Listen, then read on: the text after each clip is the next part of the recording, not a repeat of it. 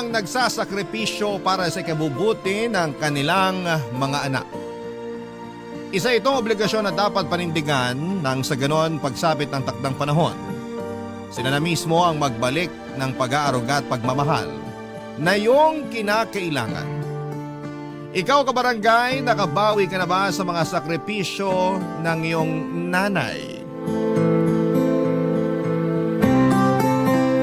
Dear Papa Dudut, hindi ko inaasahan na darating din pala ang araw na ako naman ang magpapadala ng sulat sa inyong programa. Isa lamang po ako sa silent listener ng Barangay Love Stories.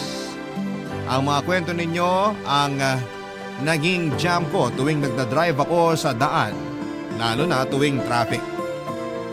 Bigla akong nai-inspire na i-share din ang sarili kong kwento para naman makapagbigay ako ng aral at motibasyon sa lahat ng kabataang nakikinig sa inyo ngayon na dumadaan din sa parehong karanasan ng aking buhay.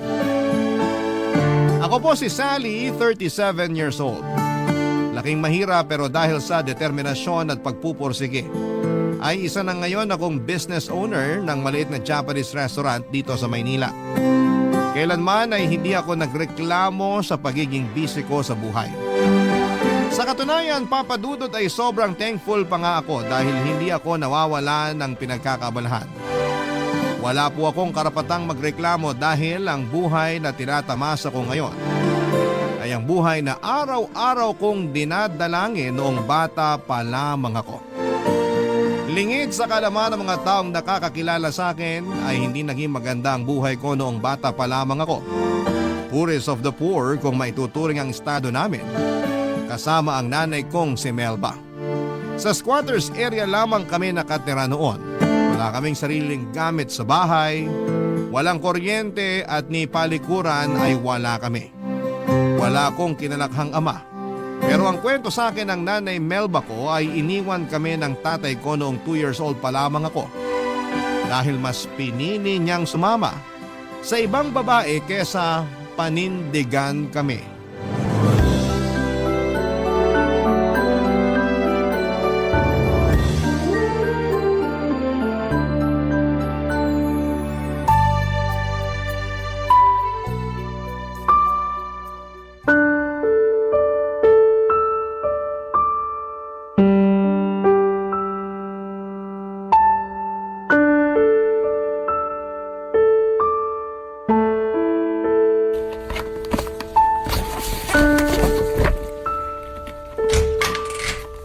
Gilbert, anong ginagawa mo? Bakit ka nag-empake?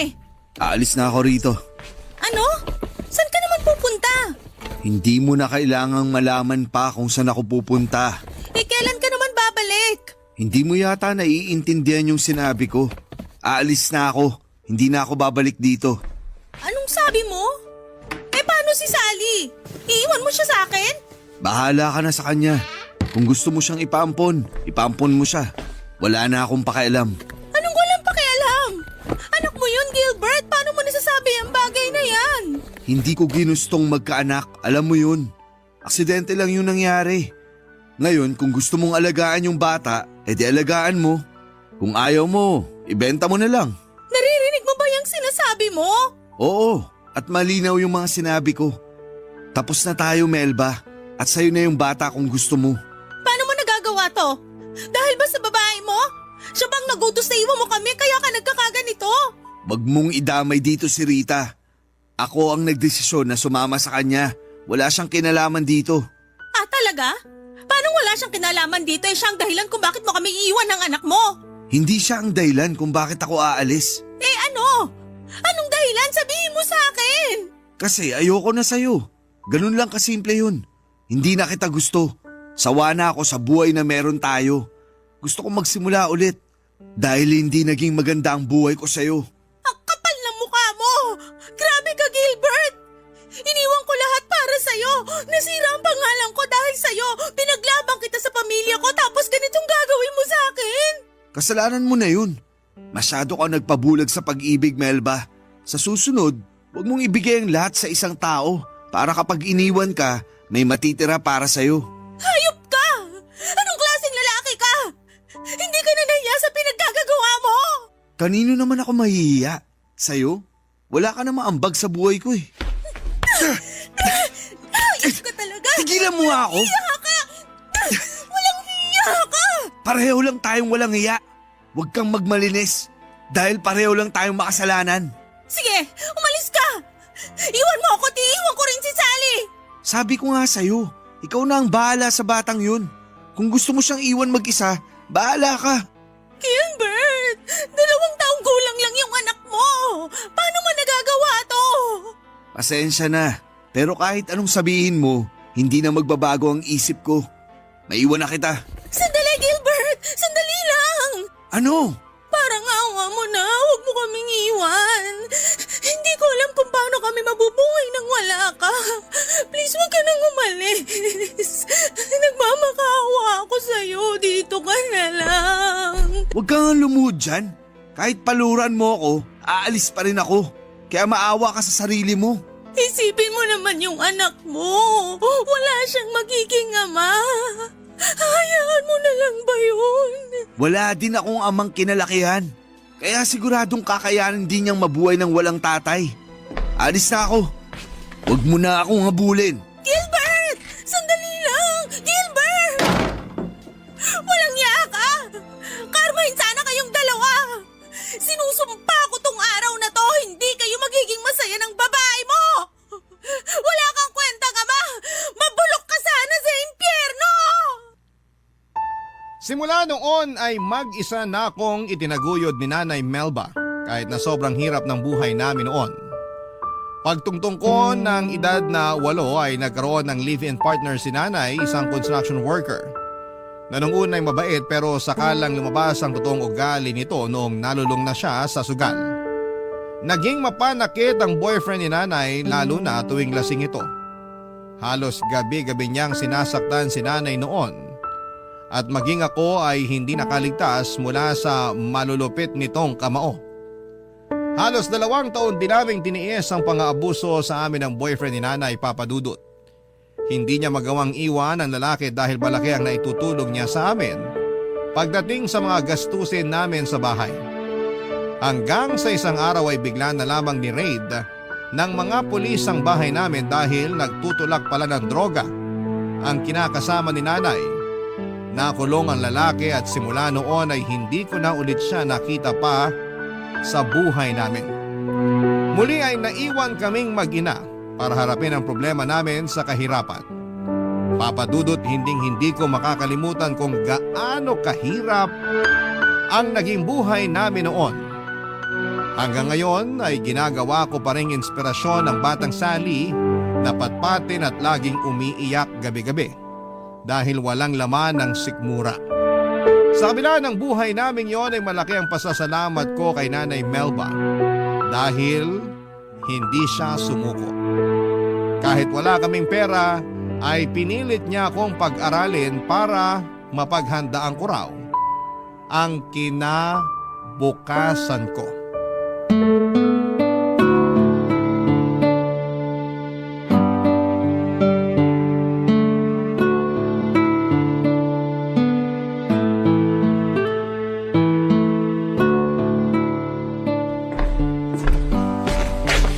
Anak? Sally? Nandyan ka ba? Opo, nandito po ako.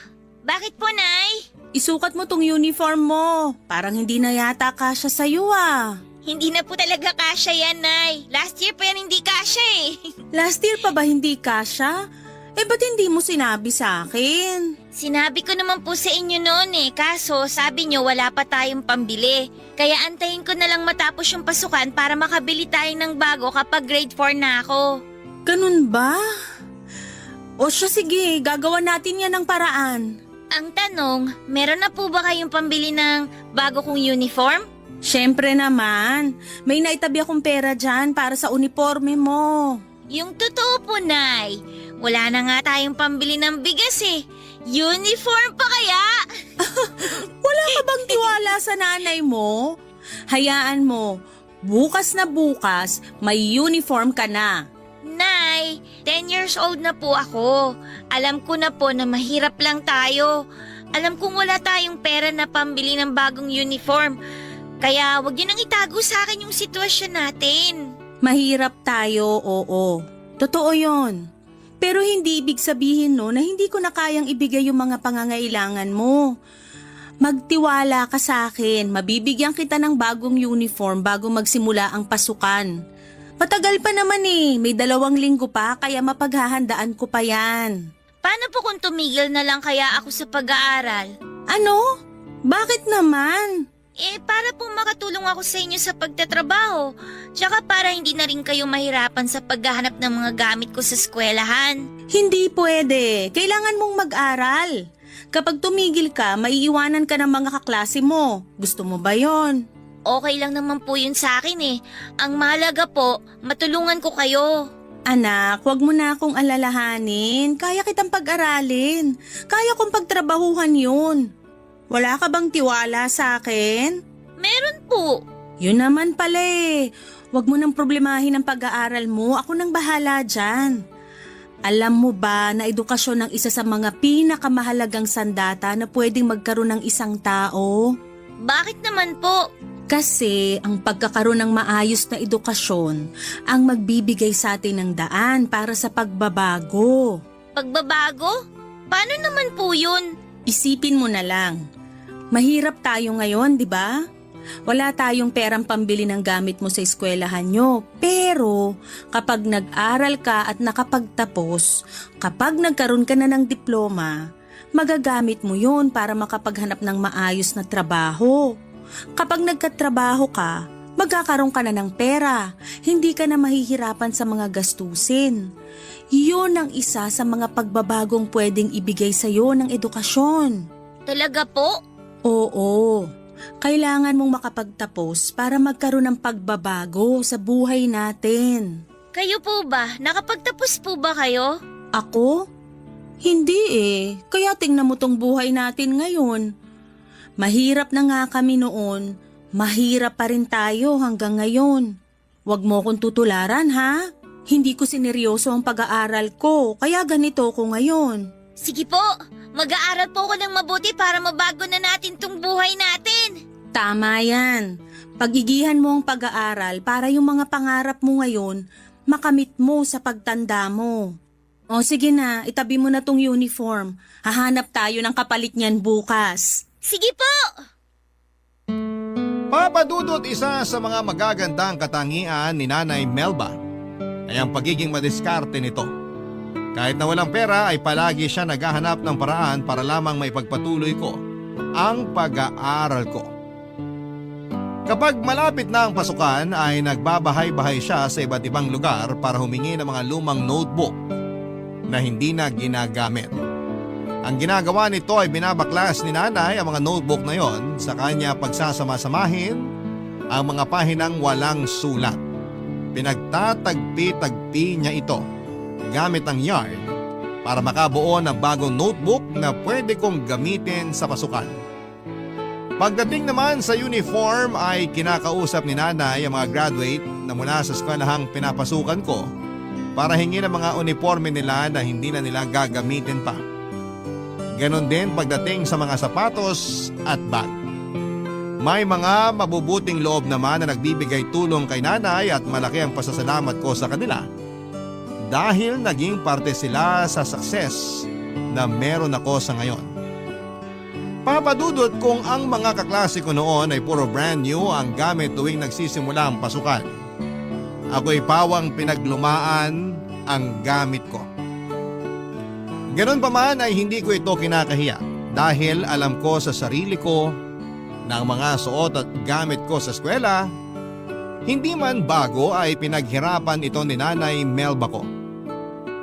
Kahit walang baon, kahit walang laman ng tiyan, kahit nanginginig na ako noon dahil sa gutom ay hindi ako tumigil sa pag-aaral. Si Nanay Papadudot ang naging motivation ko para magseryoso sa eskwela. Dahil gusto kong balang araw ako naman ang gagawa ng mga sakripisyo para sa kanya, Papadudot. Barangay Love Stories. Barangay Love Stories. Top student ako noong nag-aaral pa lamang ako, Papadudot. Isa yon sa mga bagay na ikinaka-proud ko dahil sa kabila ng kahirapan namin noon, ay hindi yun naging hadlang sa paghahangad ko ng maayos na edukasyon. Sa katunayan ay lumalaban pa ako noon sa mga school contest sa iba't ibang lugar pagdating sa math, science at maging sa journalism. Paborito ako ng mga teachers ko noon dahil masipag akong bata. Teachers pet nga ang tawag nila sa akin noon. Lagi kasi akong inuutusan ng mga teachers ko na magtinda ng merienda, maglinis ng classroom, bumili ng pagkain at kung ano-ano pa. Kapalit noon ay nakakalibre ako ng merienda at minsan ay inaabutan din nila ako ng kaunting pera.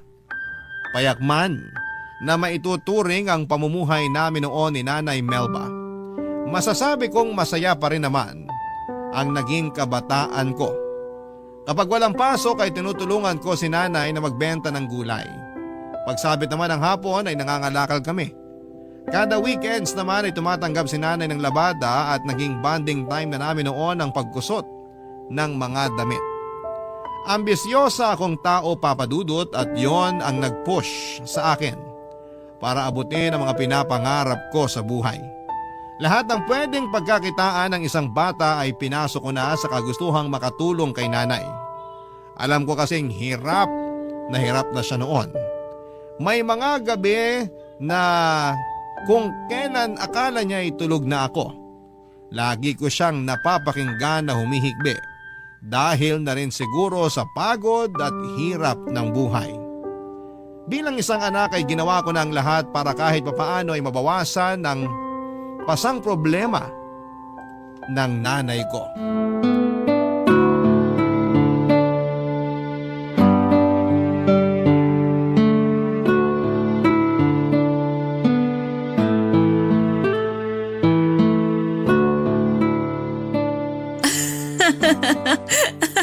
Oh, eto. Hulaan mo kung ano tong anino na ginagawa ng mga daliri ko. Ano po yan? Hindi ko po masyado makita eh. Tapat niyo po yung kamay niyo sa may kandila para mahulaan ko. Oh, ayan. Nilalapit ko na. Nakikita mo na ba kung ano yan? Dinosaur? Hindi. Eh ano po yan? Aso! Ayan yung tenga oh. Tapos itong hindi liit ko yung dila.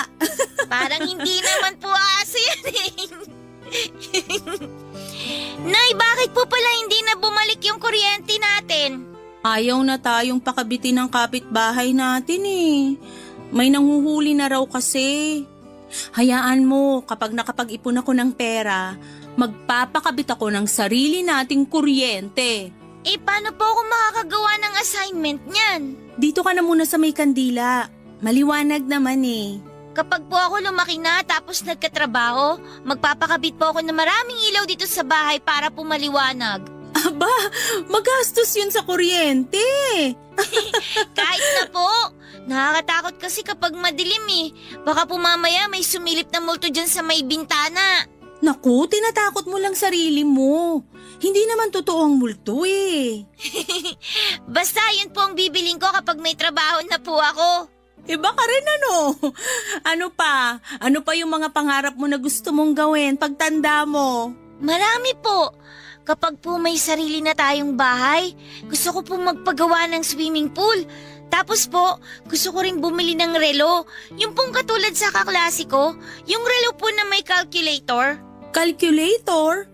Bakit mo naman kailangan ng calculator? Eh magaling ka naman sa math. Eh basta po, ang ganda po kasi nun eh. Ano pa? Anong trabaho naman ang gusto mong gawin?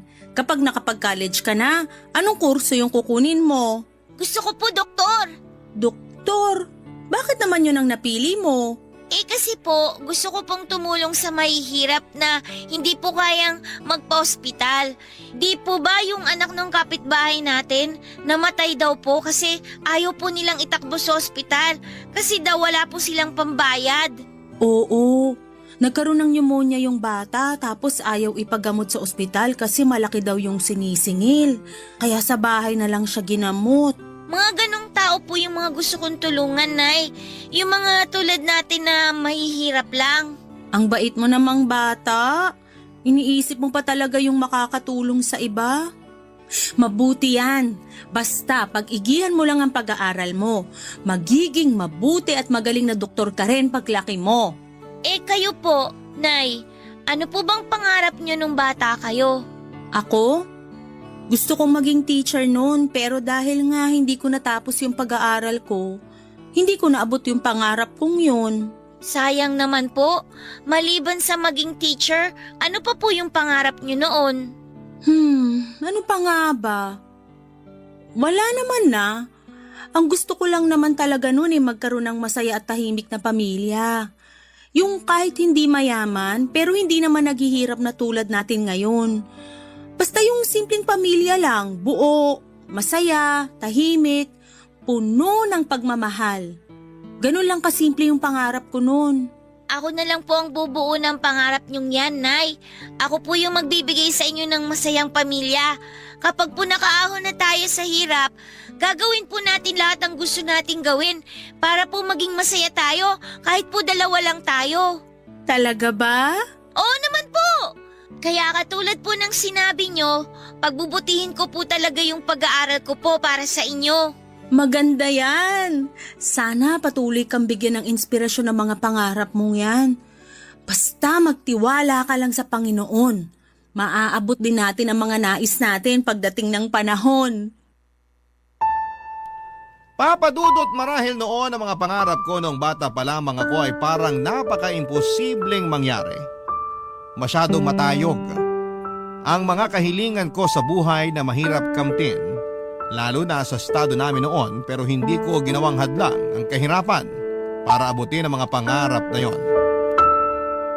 Papadudot kong mahirap na ang buhay namin noon. Mas humirap pa ang mundo namin nung patuloy na sinubok ang tatag naming mag-ina. 15 years old ako noon nung biglang dinapuan ang malubhang sakit si Nanay Melba. Nagsimula ang lahat sa isang simpleng ubo at akala namin ay simpleng lagnat lang ang dumapo kay Nanay dahil maulan noon at ilang beses naulanan si Nanay.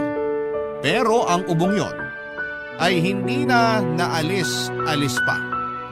Sa halip kasi na bumili ng gamot ay mas pinili na lamang ni Nanay na gastusin ang kakarampot nitong pera sa pagkain. Hanggang ang ubo nito ay lumala ng lumala. Ang payat nitong katawan ay lalong nangayayat. Bumagsak ang katawan nito pero kahit na ganoon ay hindi tumigil si Nanay. Nagpatuloy pa rin siya sa pagtitinda noon dahil kung hindi niya gagawin yon ay wala kaming kakainin. Dumating noon sa punto na maging ako ay nahawa na rin sa sakit ni Nanay. Mas malala ang dumapo sa aking sakit dahil munti ko na itong kinamatay noon. Tuwing inuubo ako ay may kasama na itong dugo at bigla ring tumaas ang lagnat ko kaya nagmamadali akong tinakbo ng nanay ko sa pinakamalapit na center. Pero ang center na pinuntahan namin ay walang nagawa sa sakit ko dahil sobrang lala na nito. No choice sila kundi ang ipadala ako sa isang public hospital. Wala na akong masyadong maalala ng time na yon, Papa Dudut, dahil akala ko noon ay mawawala na ako. Sobrang sakit ng dibdib ko tuwing humihinga ako. Hindi rin ako natigil sa pag-ubo hanggang sa sumakit na ang lalamunan ko sa kakaubo. Parang umiikot na ang buong mundo ko noon dahil sa taas ng lagnat ko. At ang tanging memorya ko na lamang noong araw na yon ay ang pag-iyak ni Nanay Melba kasama ang kaibigan niya na si Tia Rosa dahil sa sobrang pag-aalala, Papa Dudut.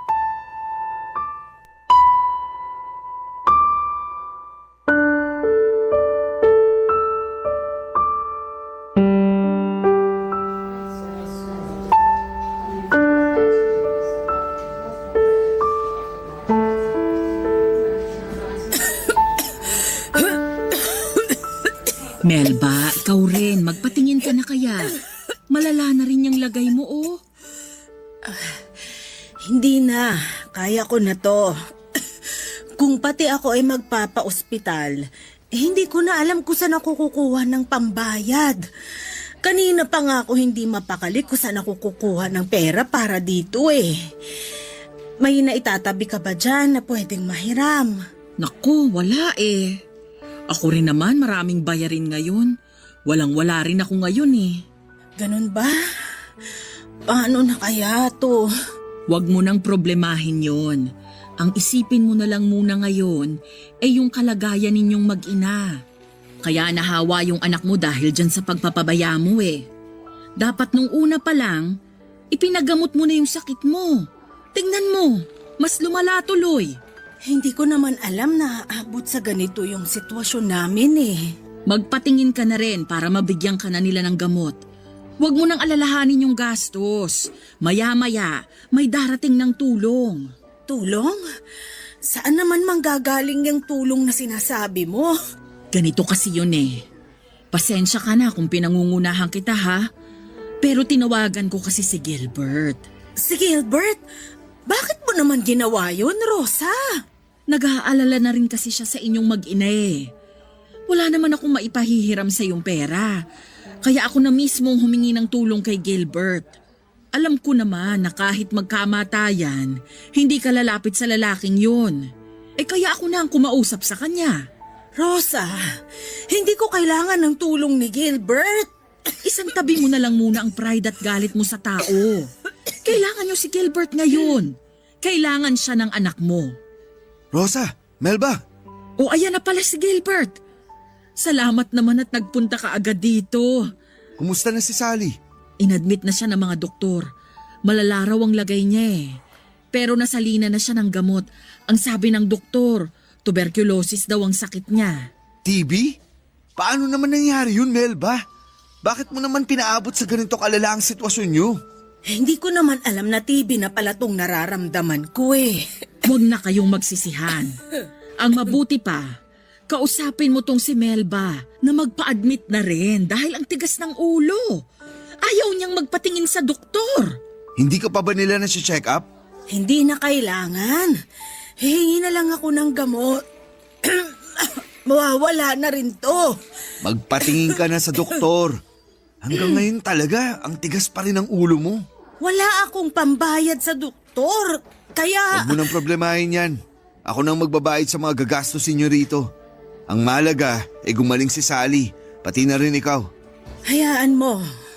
Mag-iipon ako ng pera kapag gumaling ako. At babayaran ko lahat ng magagastos mo rito sa ospital. Hindi mo na kailangang gawin yan. Isa lang naman ang hinihiling kong kapalit nitong pagtulong ko eh. Kapag gumaling na kayong dalawa, pakiusap ko lang na wag na kayong lalapit ulit sa akin. Hindi alam ng pamilya ko ang tungkol sa inyo. Kaya please lang, wag niyo na akong guluhin ulit. Naiintindihan mo ba yun, Rosa? Pasensya na talaga. Wala naman na kaming ibang matatakbuhan kung hindi ikaw lang eh. Sige na, ipacheck mo na yung kaibigan mo. Halika na Melba. Magpatingin ka na rin para gumaling ka.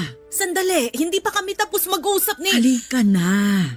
Siya na nga raw ang magbabayad eh.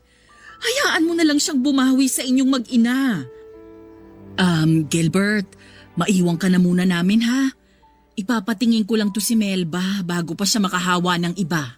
O sige, Kung gusto mong bisitahin yung anak mo, nasa isolation room siya. Magsuot ka na lang din ng face mask para hindi ka mahawa sa sakit niya. sige, salamat. Pupuntahan ko na siya. At ikaw naman, Melba. Doon tayo. Magpapatingin ka para mabigyan ka na rin ng gamot.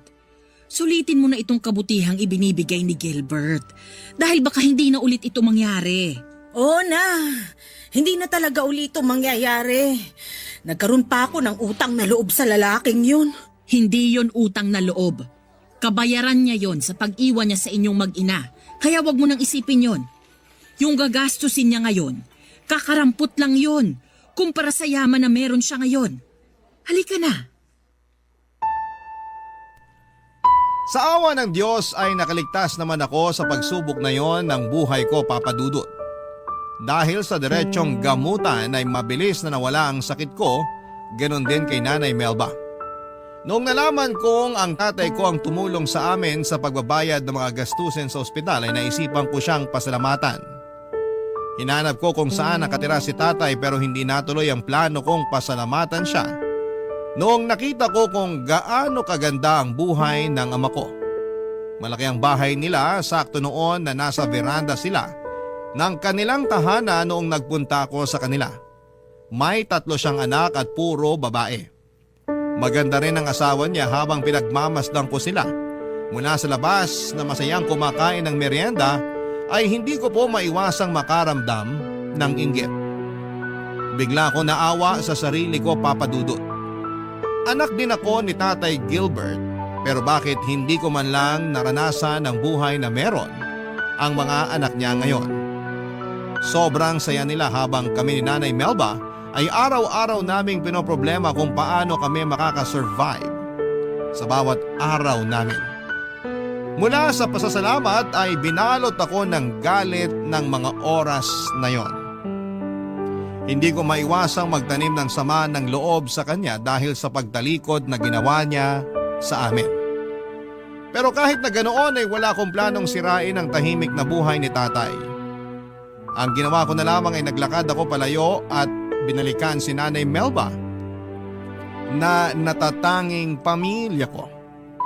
Simula noon ay pinangako ko na sa sarili ko na gagawin ang lahat para matamasa rin ng buhay na meron si tatay. Ipaparanas ko rin kay nanay kung papaano ang mamuhay ng payapa at walang iniisip na kahit na anong mga problema. Barangay Love Stories. Barangay Love Stories. Papa Dudut, ginawa ko ang lahat para maigapang ko ang pag-aaral ko. Pagtungtong ko ng kolehiyo ay nag-apply ako ng scholarship na handog ng aming mayor. Naghanap din ako ng trabaho para may mapagkunan ako ng panggastos sa eskwela. Hindi naging madali ang pag-abot sa buhay ko na pinapangarap ko. May punto noon na naiiyak na lamang ako dahil sa sobrang pagod. Pero pagkatapos umiyak ay sige pa rin ako sa pagsulong. Mahirap man ang mag-aral ng pagod ay okay lang. Kahit na walang tulog at gutom ay nalalampasan ko ang lahat ng ito. Dahil na rin sa suporta at pagmamahal sa akin ni nanay. Kumapit ako sa Panginoon at humingi ng gabay sa Kanya na sana ay makayanan ko ang bawat araw pang darating sa buhay namin ni Nanay Melba. At ang mga panalangin kong yon ay ibinigay naman sa amin ng may kapal, Papa Dudut. Dumating ang araw na nakapagtapos ako ng college gamit ang sarili kong dugod pawis. Nang makuha ko ang diploma ko ay agad akong naghanap ng trabaho at nagsimulang mag-ipon. Paunti-unti ay dahan-dahan kong inangat ang buhay namin mula sa laylayan. Dumating kami noon sa moment na hindi na namin problema ang araw-araw na pagbili ng bigas. Dahil kaya ko nang bumili ng pang-isang linggo. Kung noong bata ako ay puro pinaglumaan ang mga suot kong damit. Noong nagkatrabaho ako ay nakabili na ako ng sarili kong damit. Ganon din si Nanay Melba na nakakapagsuot na rin ng mga magagandang kasuotan. Mabagal man pero dahan-dahan kong ibinigay kay nanay ang comfort na deserve niya, Papa Dudut.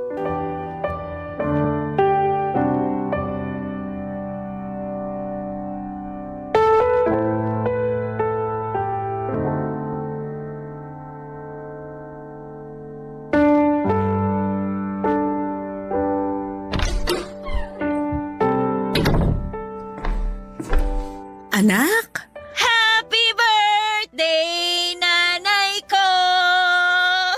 wow! Totoong cake ba yan? Oo naman, Nay! Chocolate cake tapos may sarili pang birthday greeting. Oo, di ba? Lapag ko na dito sa lamesa, Nay, ha? Naku, salamat anak. Deserve niyo to, Nay! Oh, hipan niyo na tong kandila. Tapos hiling kayo ng isang bagay na gusto niyong matupad. Wala na akong mahihiling pa.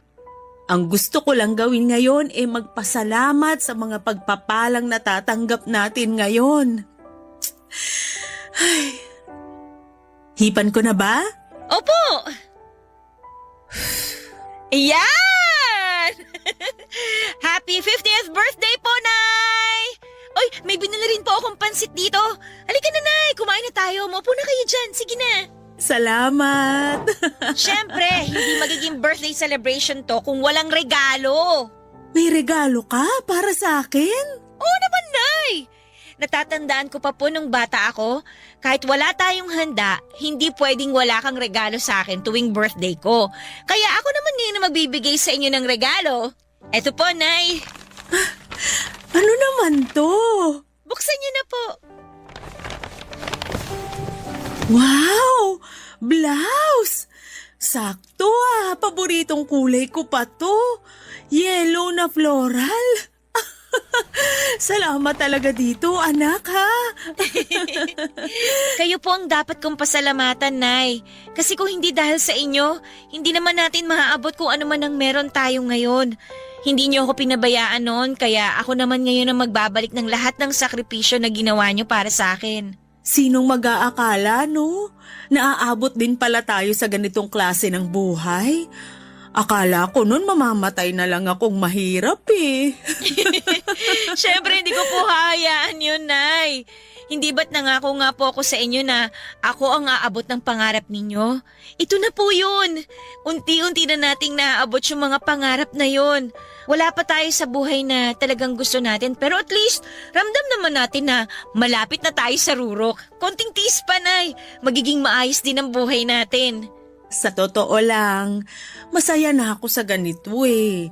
Maayos na ang tirahan natin, may ilaw na tayo, may gamit. Hindi na tayo namumroblema sa pagkain. Doon pa lang, sobrang nagpapasalamat na ako sa mga biyayang to. Hindi pa yan sapat, Nay. Mas pag-iigihan ko pa po ang pagtatrabaho dahil kulang pa to sa lahat ng paghihirap na ginawa ninyo noon. Gusto ko na magbuhay donya kayo. Gusto ko magsuot kayo ng mga mamahaling alahas. Gusto ko na tiles na sahig na nga apakan ninyo. Yun ang gusto kong buhay na matamasa ninyo, Nay. Salamat, anak. Pero wag naman laging ako. Isipin mo rin ang sarili mo. Mas matutuwa ako kapag sarili mo ang inuna mo kaysa sa akin. Huwag niyo na po akong problemahin, Nay. Napagbibigyan ko pa rin naman ng sarili ko kahit papano eh. Yung nakikita ko pa lang na nakakapagbalik na ako sa inyo ng mga bagay na ikinakatuwa ninyo, okay na po ako doon. Salamat, anak. Salamat din sa Diyos sa lahat ng magagandang bagay na nangyayari sa atin ngayon. Sige na po, Nay, kumain na tayo. Sige, ano pa ba tong mga binili mong pagkain? Ayan po, pansit gisado. Paborito niyo yan, di ba? Tapos may in-order din po akong maha blanca sa kapitbahay natin. Naku, sarap naman nito. Papadudot taon ng lumipas ay pinasok ko ang pagnenegosyo. Pagkatapos ng trabaho ko sa umaga ay naisipan ko magtinda ng mga inihaw at prinitong ulam sa labas ng bahay namin tuwing gabi. Hindi ko ininda ang pagod na nararamdaman ko sa buong araw na pagtatrabaho dahil alam kong ang lahat ng paghihirap na ginagawa ko noon ay para sa pangarap ko kay nanay na mabigyan siya ng magandang buhay. Marami ako naging customer sa maliit na business na pinatayo ko, Papa Dudut. Sa pamamagitan noon ay nadagdagan pa ang ipon ko hanggang sa nakalipat kami ni nanay sa mas maayos na bahay. Hindi naglaon ay nakapagpunda na rin po ako ng ilang appliances tulad ng maliit na ref, electric fan at pati na rin gas stove. Kahit na hindi pa ganoong kalaki ang sweldo at income na nakukuha ko noon ay hindi ako nakalimot sa pinanggalingan ko. Kung ano ang ginawa sa amin ng mga mabubuting tao noon na tumulong sa amin ay ginawa ko rin yon nang umayos ang buhay namin. Nagdo-donate ako sa simbahan ng maliit na halaga ng pera at tumutulong din ako sa mga kabataang kapuspalad hanggang sa isang karinderya ang naisipan kong ipatayo. Nagtulungan kami ni nanay para buhayin ito at hanggang sa nag-boom na nga ang kainan namin dahil malapit lang kami sa eskwelahan. Karaniwan sa mga suki namin ay mga college students at may ilan din na trabahador na nagbo-boarding malapit lang sa amin. Damang-dama ko noon ang tagumpay na matagal ko nang pinapangarap. Taon ang hinintay namin bago ko natamasa ang mga pangarap ko noong bata pa lamang ako. Pero kung kailan unti-unti na namin itong naaabot ay isang trahedya naman ang nangyari sa buhay namin. Nang mabangga ng pampasaherong jeep ang sinasakyan naming tricycle, Pauwi na kami galing palengke noon nang bungguin ng isang jeep ang sinasakyan namin ni Nanay Melba. Galos lang ang tinamo ko matapos akong yakapin ni Nanay. Siya ang sumalo ng impact ng banggang yon at yun na po ang kinasawin ng kanyang buhay. Papa Dudut.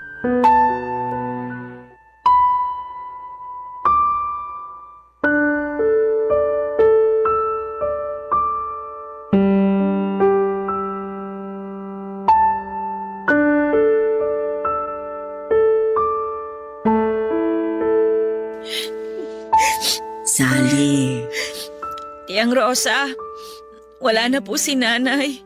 nakikiramay ako sa'yo. Hanggang ngayon, hindi ko pa rin po talaga matanggap na wala na po yung nanay ko. Mahirap talaga. Kailanman hindi natin matatanggap ang maagang pagkawala ng mahal natin sa buhay. Pero kung yun talaga ang kapalaran ng isang tao, wala na tayong magagawa pa dun. Ang dami ko pa pong pangarap para sa kanya eh. Hindi pa namin naaabot yung estado na ipinangako ko po sa kanya. Wala naman yan sa naging estado nyo sa buhay eh. Kung ako ang tatanungin mo, masaya na si Melba kahit noon pa kasi nagkaroon siya ng isang napakabuting anak na tulad mo. Aanhin ko pa po yung pagiging mabait kong anak kung hindi ko naman nasuklian yung mga paghihirap sa akin ng nanay ko. Tignan mo yung sarili mo ngayon. Maayos na ang pamumuhay mo. Maganda na ang buhay mo. Malayo ka na sa dating Sally na butot balat. Yung mga sakripisyo ng nanay mo sa'yo, hindi mo yun sinayang. Doon pa lang isang malaking kasuklian na yon para sa nanay mo. Ang hangad lang naman ng isang magulang, makita ang kanilang anak na nasa maayos na kalagayan. At yun ang nakita ni Melba bago siya namayapa. Ang unfair lang po kasi kung kailan po malapit na kami sa hinahangad kong buhay, saka pa siya nawala sa akin. Ganun talaga eh. Hindi atin tong buhay na meron tayo. Hiram lang to sa Diyos. At kapag oras ng bawiin, wala na tayong magagawa. Nakakalungkot lang din talaga kasi napakabait na tao ni Melba. Alam mo ba ang kwento kung papaano kami naging magkaibigan? Hindi po. Basta ang alam ko, magkaibigan na po kayo noon pa eh. Wala ka pa noon sa buhay ni Melba. Matalik na talaga kaming magkaibigan. Tindera rin ako noon. Magkatabi lang kami sa pwesto ng nanay mo. Ako ang naging witness ng naging pag-iibigan nila Melba at ng tatay mong si Gilbert. Ano po bang nangyari sa kanilang dalawa? Bakit po sila nagkahiwalay? Ang totoo niyan, hindi ko rin alam. Basta ang sabi sa akin ni Melba, mas ginustong sumama ni Gilbert sa babae niya. Isa ako sa mga nakakita kung papaano iniwan ng tatay mo si Melba. Halos lumuhod nga siya noon sa pagmamakaawa eh. Pero wala. Matigas yung tatay mo. Iniwan pa rin kayo. Simula noon, ako da yung naging sandala ng nanay mo. Sabi nga niya sa akin noon, karma na niya siguro yung nangyari. Karma? Bakit naman po karma? Kasi maging siya, ay teka, hindi mo pa pala alam tong kwento na to. Hayaan mo na lang, huwag mo nang isipin yung mga sinabi ko. Hindi, sige po, tuloy niyo lang po. Karma? Bakit naman po kakarmahin si nanay? Paano ba to? Baka multuhin ako ng nanay mo kapag sinabi ko sa'yo to eh.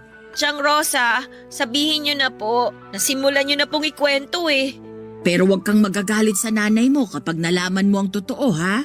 Ano po ba kasi yun? Bakit naman po ako magagalit kay nanay? Kasi ang totoo niyan, kabit rin ni Gilbert si Melba. Ano po? Kabit po si nanay? May asawa si Gilbert noon, si Salome. Siya ang totoong nanay mo, Sally. At hindi si Melba. Ha? Paano po nangyari yon? Sinasabi niyo po ba na hindi ko totoong nanay si Nanay Melba? Ganito kasi yung nangyari. Si Gilbert at si Salome, nagkaroon sila ng anak. Ikaw yon. Pero nung mga panahong yon, kinakasama na rin ni Gilbert si Melba. Saktong kapapanganak mo lang noon nung nalaman ni Salome ang totoo. Na-depress siya, dulot na rin siguro ng postpartum depression. Bigla na lang siyang tumalon mula sa ika-6 na palapag ng inuupahan yung bahay noon. Nung namatay si Salome, kinuha ka ni Gilbert at inako ka na ni Melba bilang totoong anak. Hanggang sa iniwan kayo ng tatay mo. Simula noon, si Melba na ang tumayong ina mo. Totoo po bang sinasabi nyo? Alam kong mahirap paniwalaan, pero yun nga ang nangyari. Kung gusto mong kumpirmahin tong mga sinabi ko sa'yo, pwede mong itanong sa tatay mo. Hindi ko totoong nanay si Nanay Melba? Maaaring hindi nga kayo totoong magkadugo, pero nanay mo pa rin siya at hindi na yun mapapalitan pa. Sally, huwag ka sanang magalit sa nanay mo ha. Hindi po. Hindi po ako galit kay nanay. Nagulat lang po ako sa mga nalaman ko. Pwede po bang iwan niyo na lang po muna ako? Gusto ko na lang po muna sanang mapag-isa. O sige, doon na lang muna ako sa labas. Sa totoo lang, Papa Dudut, ay hirap akong paniwalaan noon ang mga nalaman kong katotohanan mula kay Tiang Rosa. Pero pinatotoo ito ni Tatay Gilbert nung dumalaw siya sa huling gabi ng burol ni Nanay Melba. Humingi ng tawad sa akin si Tatay sa mga nagawa niyang kasalanan sa amin ni Nanay. Willing daw siyang magpakaama sa akin ngayong wala na si Nanay Melba. Pinatawad ko naman po si Tatay sa ginawa niyang pang-iwan sa amin, pero kasabay noon ay hiniling ko rin sa kanya na huwag na siyang magpapakita pa sa akin kailanman. Masyado nang huli ang desisyon niyang magpakaama sa akin. Isang tao lang ang itinuring kong magulang sa buong buhay ko at yon ay si Nanay Melba lamang. Siguro totoo nga nakabit si Nanay Melba.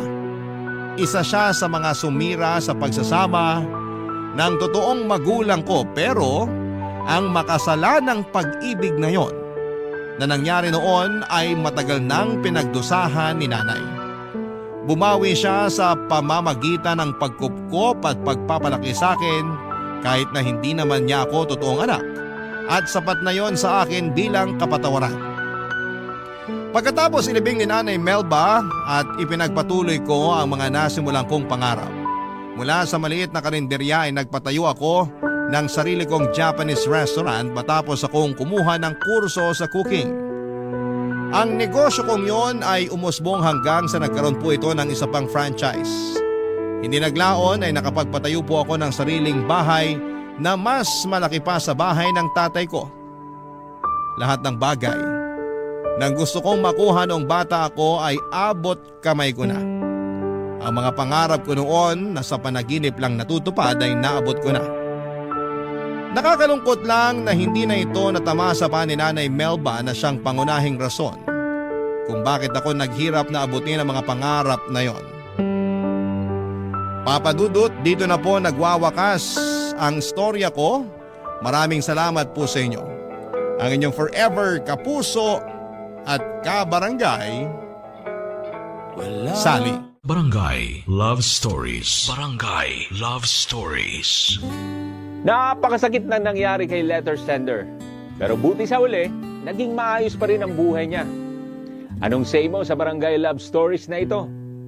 Pagkwentuhan natin sa comment section yan. Nagustuhan ng iyong napakinggan? Ituloy yan via live stream sa www.gmanetwork.com/radio. Barangay LS 97.1 forever.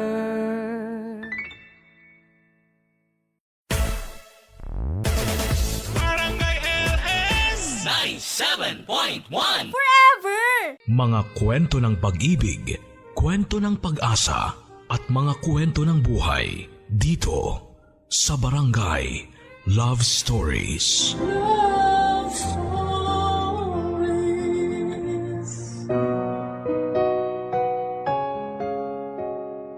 Ang sabi ng mga matatanda, huwag tayo kaagad magtiwala sa mga tao na ngayon lang natin nakita. Kaya lang dahil sa labis nating kapusukan at karupukan, marami tayong mga bagay na hindi na isinasaalang-alang. Ikaw kapuso, naranasan mo na bang mabiktima ng mga maling tao? Lahat tayo ay naghahangad na makatagpo ng isang tao na mamahalin at makakasama natin habang buhay. Kaya nga merong iba sa atin na handang sumugal para lamang makamit ang kagustuhan nilang ito. At hindi rin naman yon masama.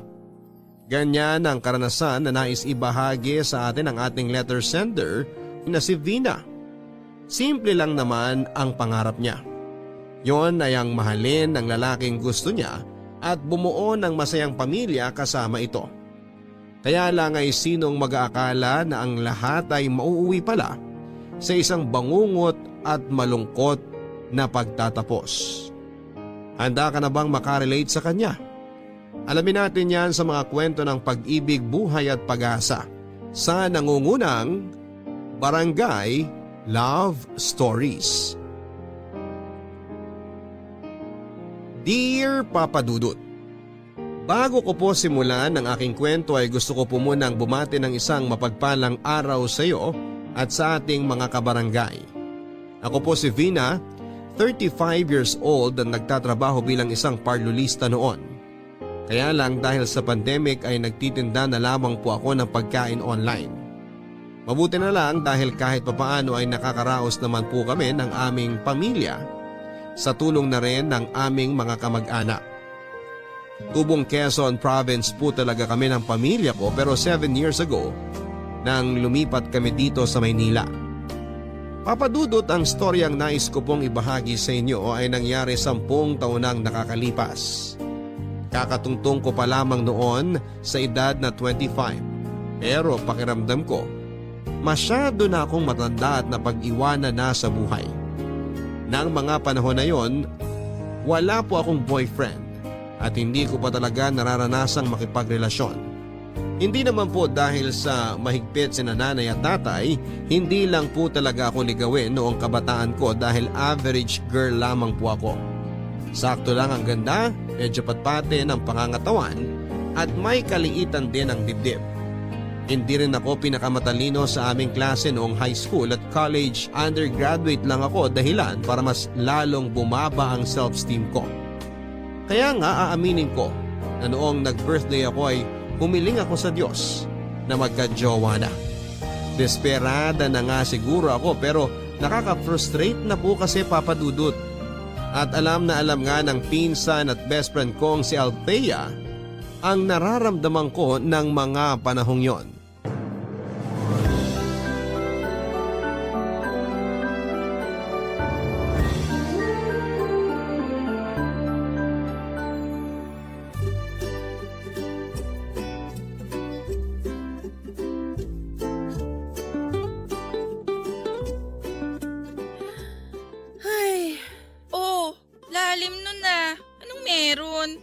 Nakaka-imbyerna lang kasi tong picture nyo ni Larry sa photo album natin. Biruin mo, mga high school tayo nito at wala akong kaalam-alam na nagliligawan na pala kayo sa likod ko. Ginawa nyo pa talaga akong third wheel dito eh. Sira! Hindi naman namin intensyon na gawin kang third wheel. Saka magbe-best friend naman tayo bago naging kami, di ba? Ibig sabihin, tayong tatlo na talaga noon ang sanggang dikit sa section natin. Oo, kaya lang nung naging kayo, naitsapwera na ako. Oy, hindi naman namin sinasadya na mapag-iwanan ka noon. Ikaw kasi, emutera ka rin.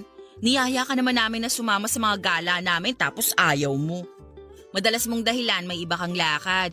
Pero yun pala, magsa-sound trip ka lang ng mga senti rito sa bahay. Naalala mo pa yon? Siyempre, ako pa ba? Sa ating dalawa, ikaw ang malilimutin. Natatandaan ko pa nga rin yung utang mo na hindi mo pa nababayaran nung college tayo. Hoy, anong utang? Di ko alam yan ha. Pero nakakatuwa lang dahil ang tagal nyo na rin ni Larry. At in fairness, going strong talaga kayo. Minsan alam mo, hindi ko mapigilang mainggit sa inyo kasi parang ang perfect nyo na. Buti ka pa, Insan. Nahanap mo na yung lalaki na para sa'yo talaga. O ayan ka na naman sa pagiging madrama mo. Masisisi mo ba ako? 25 years old na ako. Ibig sabihin, kung matitegi ako sa edad na 50, di nangangalahati na akong nabubuhay sa mundong to. Tapos wala pa ako nagiging boyfriend. Paano hindi ako magdadrama nun? Tuwing sasapit na lang ang Valentine's, wala akong kadit. Tapos palaging malamig ang Pasko ko. Alam mo, challenging din naman ang pagkakaroon ng karelasyon. Aaminin ko, minsan naiinggit din ako sa'yo. Kasi malaya mong nagagawa yung mga bagay na gusto mo. Nakakagala ka nang walang nagbabantay sa'yo. Di tulad ko. Aba bakit? Hinihigpitan ka ba ni Larry? Hindi naman yata tama yun kung sakali, insan. Sira! Hindi naman ganun ang ibig kong sabihin. Ayos na ayos kami ni Larry. Pero syempre, may mga bagay na dapat namin ikonsulta muna sa isa't isa bago namin gawin.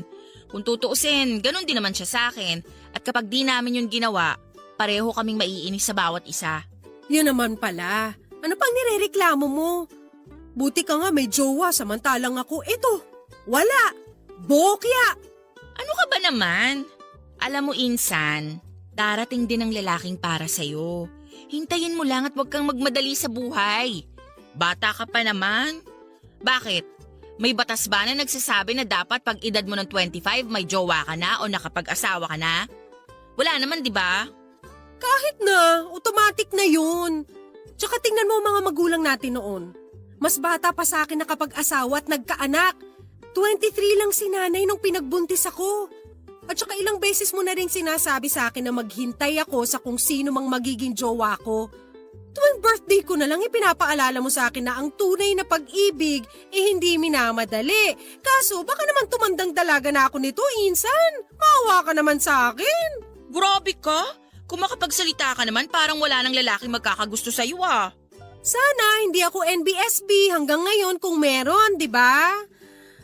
Ay, ano ba kasing kasalanan ko nung past life ko? Bakit parang sinumpa yata ako maging single forever? Alam mo ba, insan? Gabi-gabi na kaya ako kung magdasal na sana. Ibigay na niya sa akin ng lalaki makakasama ko habang buhay. Minsan nga nasasabi ko na lang na kahit sino, basta may manligaw, sasagutin ko na kaagad. Hoy, mag-iingat ka sa mga hinihiling mo dahil baka hindi Diyos ang makarinig sa'yo.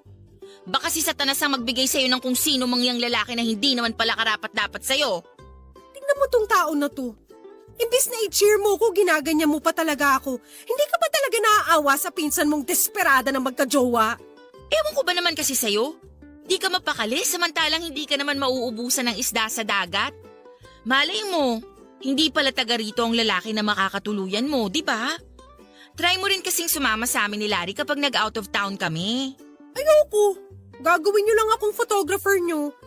Tsaka gusto mo bang mamatay na talaga ako sa inggit kapag nakita ko kayong sobrang sweet? Para ka talagang may diwang mag-isip, insan. Noon mo pa naman kami nakikitang sweet ah. Kaya nga, mas lalo lang ako nasusuya sa inyo. Tsaka nagsasabi lang ako ng totoo. Ang gusto ko lang talaga na mangyari ngayong birthday ko, magkaroon na ako ng jowa. Kaya naman please lang po, ibigay niyo na ang wish ko. Promise! Kakain na po ako ng gulay at hindi na ako magpupuyat gabi-gabi para manood ng kung ano-ano. I-promise mo rin na sasama ka sa next trip namin ni Larry para may photographer kami.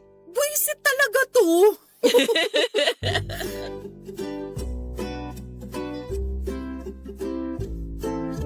Papadudot, maraming beses ko nang narinig ang tungkol sa konsepto ng paghihintay. Na dumating ang tamang panahon kasabay noon ng tao na makakatuluyan mo. At aminado ako na nasusuya na akong marinig ang tungkol sa bagay na yon. Oo, hindi ako naniniwala roon dahil kung totoo man yon, sana kahit man lang paramdam sa hangin ng lalaking makakatuluyan ko ay naramdaman ko na. Kaso wala nga eh. Ni wala ring nagkakamali na manligaw sa akin. Kaya masisisi niyo ba ako kung maging desperada na ako? Bukod doon ay karamihan sa mga pinsan ko kasama na si Althea ay may mga karelasyon na at may asawa. Kaya nga lalo akong nakaramdam na para bang napag-iwanan ako. At dahil conscious ako sa itsura at marami rin akong sinubukan ng mga produktong pampaganda, May mga umi-effect naman kaso ay nananatili pa rin na walang pumapansin sa akin.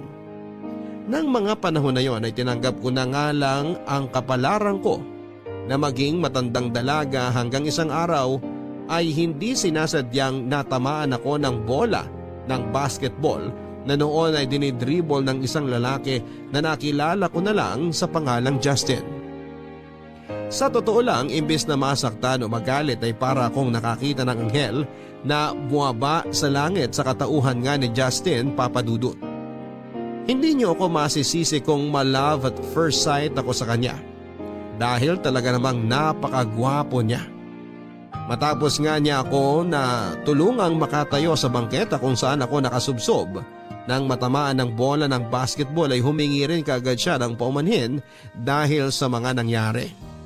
At kahit na papasok pa lang ako noon sa trabaho at napakalaking abala ng nangyari ay walang pagdadalawang isip ko pa rin siyang pinatawad. Marupok na kung marupok. Insan, nakikita mo ba yung gwapong lalaki na yun? Ha? Saan? Ayun! Bulag! Yung naka-blue na jersey. Oh, anong meron sa kanya? Teka, si Justin ba yon? Oo, si Justin nga! Kilala mo siya? Paano? Grabe kung makatanong ka naman. Ngayon mo lang kasi nabanggit sa akin na magkakilala pala kayo. Kaya magkwento ka na bago pa uminit tong soft drink ko. Teka, sinabi ko ba na magkakilala kami? Pero kilala mo nga siya. Paano kayo nagkakilala? Natamaan kasi niya ako noon ng bola sa mukha tapos nasubsob ako sa bangketa. Seryoso? Oh, tapos? Ano nangyari? Ayun, nagsorry siya sa akin tapos pinatawad ko siya. Simula noon palagi ko na siyang sinusubaybayan. As in parang stalker? Stalker agad? Secret admirer naman. Yun na rin yun. Saka teka, huwag mong sabihin na love at first sight ka sa kanya, Insan. Paano kung sabihin kong oo? Di nga. Naku, kung sakali man hindi yan maganda. Wait, what? Anong ibig mong sabihin na hindi maganda? Alam mo kasi, marami na akong naririnig tungkol sa lalaking yan. Kahit na hindi ko naman siya personal na kilala. Kwento-kwento lang din sa akin ni Larry na chick boy daw yan si Justin. May naging jowa na yan na kaibigan ng tropa ni Larry. Tapos, nakipag-break din agad. Tapos sabi pa, parang damit lang din daw kung magpalit ng girlfriend niyang si Justin. Palibhasa, may itsura, kaya chick boy. Grabe naman kayo ni Larry. Malay naman natin na hindi lang talaga sila para sa isa't isa nung kaibigan ng tropa ng jowa mo. Naging ex-girlfriend din niya yung kaibigan naman ng katrabaho ko. Nakita ko pa nga sila noon nagpi-PDA habang sinusundo yung girl. May pagkamanyak din daw yan, Insan. Kung ako sa'yo, wag mo siyang pag-iinteresan. Kaya ko pang pagpasensyahan yung sinasabi mong may pagka-chick boy si Justin pero yung paratangan mo siya ng manyak, ibang level na yun. Kung makapagsalita ka naman dyan, akala mo kung sino kang perpekto. Mukhang namamana mo na yata ang pagiging judgmental ni Larry ah. Teka, ba't ka naiinis? Dinadamay mo pa si Larry, wala namang ginagawa sa'yo yung tao. Saka bakit ganyan mo nalang ipagtanggol si Justin? Close ba kayo? Di naman, di ba? Hindi naman kailangan maging close para hindi ako magsalita para sa kanya. Ano ba kasing pinaglalaban mo, Vina? Ang gusto ko lang mangyari bawiin mo yung mga pinagsasasabi mo kay Justin. Naali na chick boy siya? Namanyak siya? Hindi. Hindi ko na siya kailangan makilala ng personal para di maniwala sa mga sinasabi ng ibang tao. Saka isipin mo, kung mabuti siyang tao, mabuti rin ang lalabas sa bibig ng ibang tao tungkol sa kanya. Sumusobra ka na talaga, Althea. Ayos-ayusin mo yung tabas ng dila mo dahil baka hindi kita matansya. Kahit na pinsan kita, papatulan talaga kita. Bakit perfect ka ba? Akala mo kung sino ka makapagsalita ng masama tungkol dun sa tao? Hoy, Vina! Wala ka sa lugar para magalit, ha? Dahil una sa lahat, hindi mo naman kilala yung Justin na yan. At pangalawa, para kang tanga na pinagtatanggol mo siya. Alam mo, panira ka ng araw eh. Diyan ka na nga. Sama kayo ng manyak na Justin na yan. Tignan mo to. Siya pa talaga may gana mag-walk out. Althea!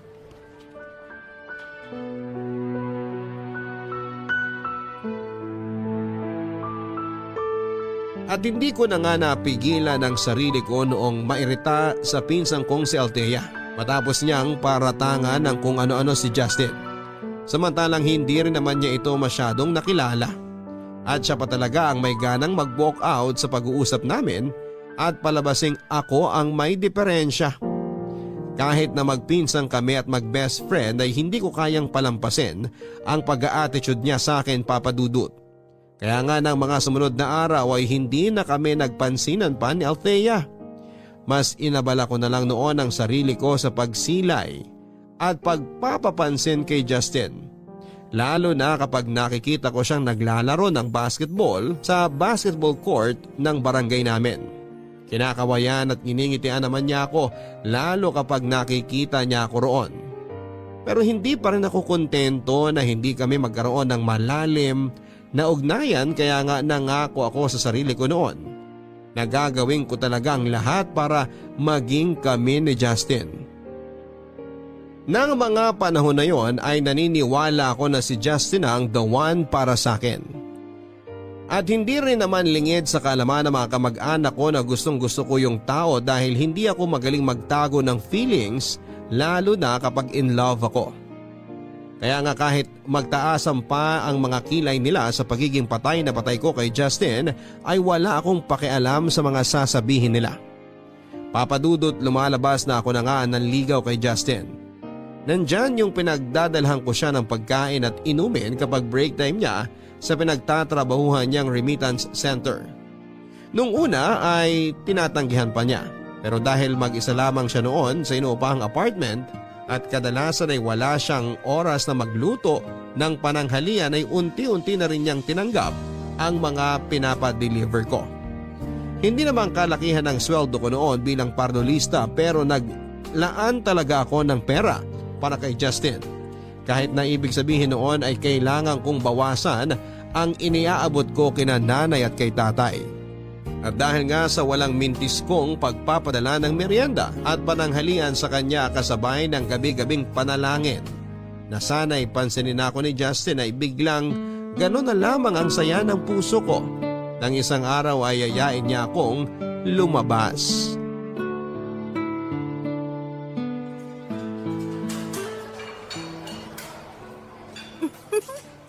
Grabe, Justin. Nag-abala ka pa talaga na dito tayo sa fast food kumain. Alam mo naman na kahit sa turo-turo lang, ayos na ako. Hindi naman ako maselan. Pero thank you ha. Na-appreciate ko talaga tong effort mo. Ano ka ba? Wala yun. Tsaka kung tutuusin, sa araw-araw na pagpapadala mo sa akin ng pagkain, kulang pa tong libre ko sa'yo dito sa fast food.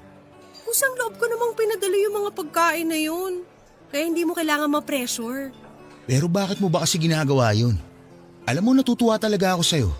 Ang totoo kasi niyan, Vina, wala pang babaeng gumawa sa akin ng katulad ng ginagawa mo. Kaya medyo naninibago ako. Ikaw naman, huwag ka mag-alala, gets ko. Tungkol naman dun sa tanong mo, hindi pa ba halata na may gusto ko sa'yo? Ha? Talaga? Kung ganun, dapat pala lalo ako matuwa kasi nagkagustong isang gaya mo sa tulad ko. Oh, bakit naman hindi ako magkakagusto sa isang tulad mo? Mabait ka naman, masaya kasama. Kaya hindi talaga malabo na magkagusto ang kahit na sino sa'yo, no? Masyado mo naman pinapalaki yung ulo ko dahil sa mga papuri mo. Pero seryoso, thank you ha. Kasi hindi mo ko inusgahan. Hindi ka nagalit sa akin noong natamaan kita ng bola ng basketball. Kung ibang tao yon, sigurado baka pinabarangay na ako. Sobra naman sila. Alam mo, natutuwa ako sa'yo kasi napaka-honest mo sa feelings mo. Di rin ako magugulat kung isang araw, lumalim na rin tong pagkagusto ko sa'yo. Talaga? Gusto mo rin ako, Justin? Oo! Hindi naman malabong mangyari yun kasi mabait ka rin. Masaya ka rin kasama tapos masarap ka pa magluto. Palagi ko nga ibinibida sa mga katrabaho ko yung mga pagkain na pinapadala mo. At kitang-kita ko kung paano sila maglaway sa inggit. Grabe, ang swerte ko sa'yo, Vina. Mas maswerte ako sa'yo. Walang gabi na hindi ako nagpasalamat sa Diyos dahil tinamaan mo ko noon ng bola nang mapadaan ako sa basketball court. Siguro tinakda talaga na matamaan ako ng bola sa mukha. Kasi kung hindi dahil doon, hindi tayo magkakakilala. Talaga? Mukha kumpiyansa ka ah. Oo naman. Bakit hindi? Eh ikaw ba? Di ba sabi mo, swerte ka nang magkakilala tayo? Tapos pareho rin naman nating gusto ang isa't isa. Kumbaga, pasok na pasok din ang mga personality natin. Sige nga, sabihin mo sa akin kung aksidente pa ba ang nangyaring pagkakakilala natin? Sige na. Naniniwala na ako na sinadya nga ng pagkakataon na magkita tayo nung araw na yon. Noon ko lang ulit kasi naramdaman na maging masaya nung dumating ka sa buhay ko, Vina. Wala biro, para akong bata na na-inlove ulit. Sigurado akong alam mo na kung anong tingin sa akin ng mga tropa ko, di ba? Tingin na ano? Nababaero ka? Oo, pero ang totoo niyan, matagal-tagal na rin kasi nung huli akong ma-inlove ng totoo. Lahat naman ng mga babae nagdaan sa buhay ko hindi naman pang seryosohan. Para kasi sa akin, hindi ko pa nahahanap yung babae na mamahalin ko talaga ng todo. Masasabi ko na, mukhang nasa harapan ko na siya ngayon. At ikaw yon, Vina. Ewan ko sa'yo. Alam mo ang landi mo ha. Ganyan ka ba sa mga babae mo? Maniwala ka't sa hindi, sa'yo lang ako ganito. Saka wala na ako mga babae. Tumigil na ako sa ganyan. Nakakasawa rin pala. Darating talaga sa punto ng buhay natin na bigla tayong magbabago for the better. Kahit meron tayong di magandang nagawa sa nakaraan natin, basta desidido tayong ayusin ang takbo ng buhay natin, ayos na yun. Yun din naman ang nakikita ko sa'yo, Justin. Kaya nga hindi kita hinusgahan sa kabila ng mga narinig ko sa mga tao tungkol sa pagiging babaero mo eh. Dati, pero hindi na ngayon. Hindi ko na rin siguro mabubura ang tingin nila na yun kasi tignan mo naman ang mukhang to. Ang gwapo, di ba? Kung sa bagay may punto ka, gwapo nga.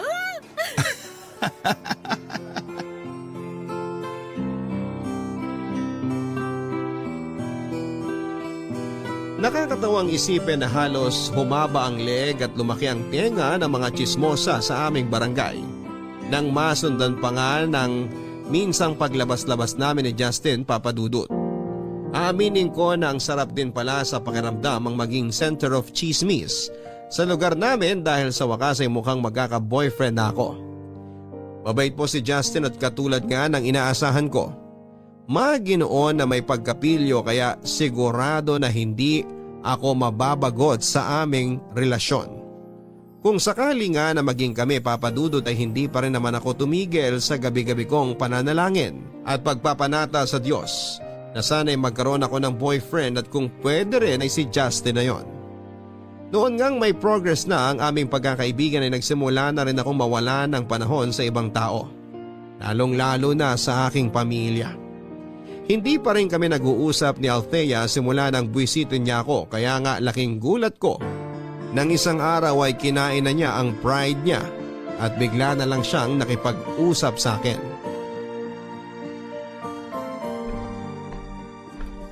Oh, anong ginagawa mo rito? Pumunta ka ba rito para mag-sorry sa mga masasamang sinabi mo tungkol kay Justin? Nagpunta ako rito para ihatid tong adobo na pinabibigay ni nanay sa inyo. At hindi ako magsusorry sa mga sinabi ko tungkol sa lalaking yon. Aba hanggang ngayon ba naman? Pinangangatawanan mo pa rin ang mga bintang mo dun sa tao? Wala ka ba talagang hiya? Masyado ko ng judgmental. Eh ikaw, di ka na rin ba nahihiya sa sarili mo? Balita ko, todo effort ka pa raw sa panliligaw mo dun sa babaerong yon. Bumaliktad na talaga ang mundo. Lina, ganyan ka ba ka-desperada? Desperada na kung desperada, wala akong pake. Tsaka hindi ko gets kung bakit ang init-init ng dugo mo kay Justin samantalang wala naman siyang atraso sa'yo. Sabihin mo nga sa akin, ano ba talagang pinuputok ng butsi mo? Single naman si Justin at walang sabit. Insan, wala naman talaga akong personal na galit kay Justin. Ang akin lang, concerned ako sa kapakanan mo. Mamaya saktan ka lang nun at ang malala pa, baka gawin ka lang din niyang isa sa mga babae niya. Hindi mo nakikita yon? Palagi kami magkasama ni Justin at inamin na rin niya sa akin na naging babaero nga siya noon. Pero hindi na ngayon. Nagbagong buhay na siya. At naniwala ka naman, samantalang hindi ganun ang narinig ko mula sa ibang tao tungkol sa kanya. Hindi na ako interesado sa kung ano bang sinasabi ng iba tungkol sa kanya. Puro paninira lang naman yan eh. Kasi naiinggit lang sila kay Justin. Katulad mo, kunwari galit-galitan ka sa kanya pero ang totoo, inggit ka lang sa akin. Anong sinabi mo? Naiinggit ako? Bakit ako maiinggit sa'yo? Kasi hindi na sweet ang boyfriend mo sa'yo. Sa sobrang tagal nyo na, masyado na kayong nagiging komportable sa isa't isa. Nagiging busy na rin kayo sa mga trabaho nyo, kaya wala na rin kayong time para mag-date. Di tulad namin ni Justin, linggo-linggo lumalabas. Hoy, para sabihin ko sa'yo, hindi ako naiinggit sa inyo ni Justin. At hindi ang relasyon namin ni Larry ang issue dito. Di ka ba nakikinig sa sinabi ko? Nag-aalala lang ako bilang pinsan at best friend mo. Kung ganyang klase ka lang din naman mag-alala sa akin, salamat na lang pero wag ka na mag-aksaya pa ng oras. Malaki na ako. 25 years old na nga ako, di ba? May mga desisyon na ako sa buhay ko na ako lang ang dapat na gumagawa. At kayo bilang mga kamag-anak ko, dapat suportahan nyo na lang ako. Hindi yung ganyan. Ano, kayo lang ang may karapatang sumaya? Hindi niyo ba nakikitang masaya ako kapag kasama si Justin? Kaya bakit hindi na lang din kayo maging masaya para sa akin? Alam mo, bahala ka na nga. Simula ngayon, wala na akong pakialam kung maging kayo ng Justin na yan. Basta huwag ka lang din lalapit-lapit sa akin kapag sinaktan ka niya. Hindi talaga ako lalapit sa'yo dahil judgmental ka. At para sabihin ko sa'yo, kung magiging kami nga ni Justin, hindi mangyayari yung sasaktan niya ako dahil sisiguruhin ko na sa akin pa lang makukontento na siya. Bahala ka! Tigas ng ulo mo!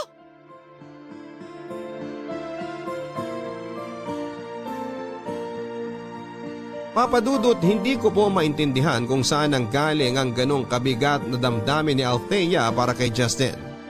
Kung makapagsalita siya, akala mo ay kung sino siyang perpekto. Oo sige, aaminin na natin na meron ngang mga naging ex-girlfriend si Justin. Pero wala na akong pakialam sa mga issue nila dahil past is past. At kung magiging kami nga ni Justin, sisiguraduhin ko na hindi matutulad sa mga babaeng nakarelasyon niya ang magiging pagsasama namin. Sabihin na natin na mas naging matigas nga ang puso ko noon para kay Althea. At sa iba pa naming kamag-anak na panay ang pakikialam sa buhay ko at sa pagkakagusto ko kay Justin, Papadudut. Kaya nga hindi ko na rin sila noon masyadong iniintindi dahil para sa akin ay ginagawa lang nila ang pakikisawsaw sa buhay ko dahil inggit lang sila. Oo, masayang maranasan na pagchismisan ng iba pero nakakapuno rin pala kapag hindi maganda ang mga sinasabi nila. Lahat ng yon ay nababanggit ko na rin kay Justin, Papadudut.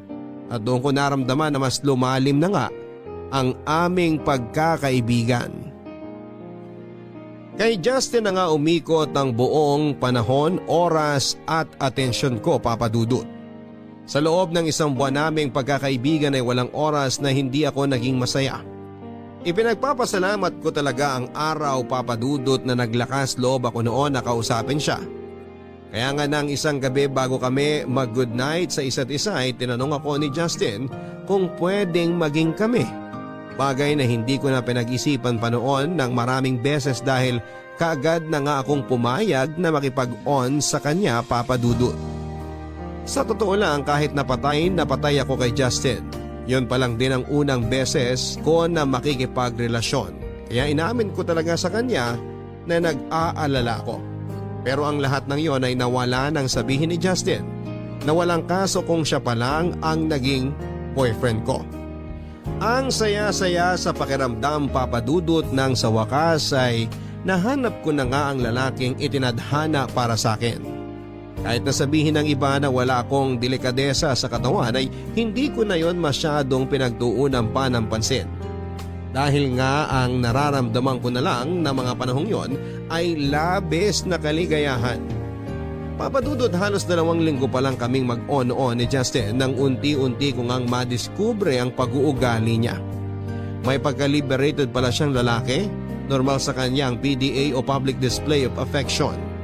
Lalo na nang maging kami. Katwiran niya, ganun daw siyang maglambing. Bagay na hinayaan ko na lamang bagaman aminado ako na nahihiya ako kapag hinahalikan niya ako o niyayakap sa harap ng mga tropa niya. Minsan na rin kasi kami noong tinukso ng mga best friend niya. Pero imbes na tumigil ay lalo lamang siyang dumikit na tila higad, Papadudut.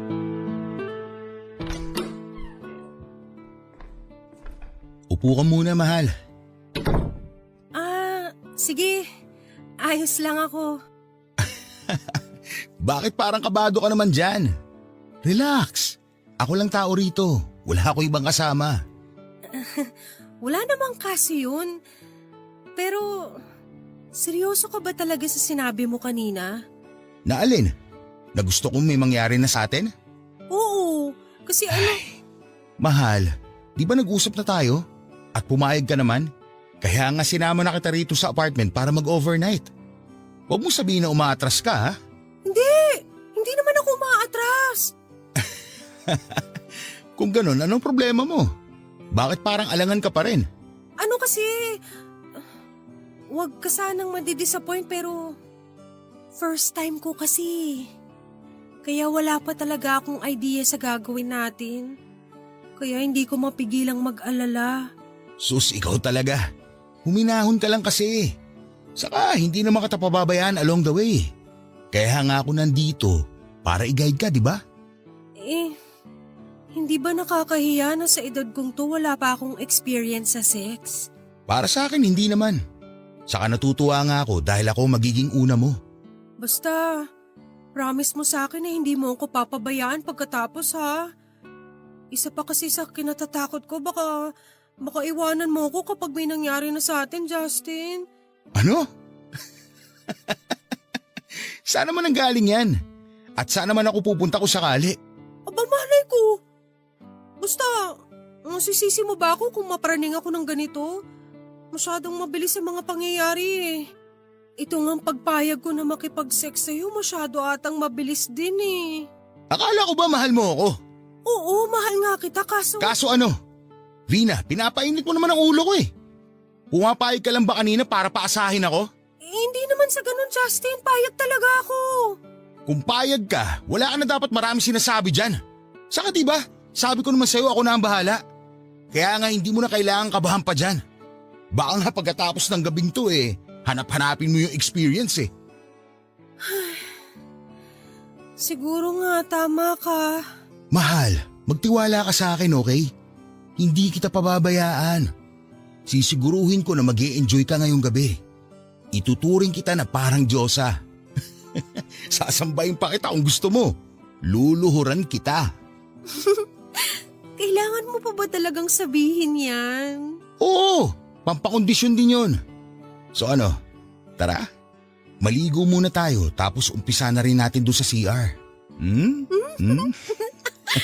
Mahal, ano ba? May kiliti ako dyan. Ngayon alam ko na kung nasa ang kiliti mo.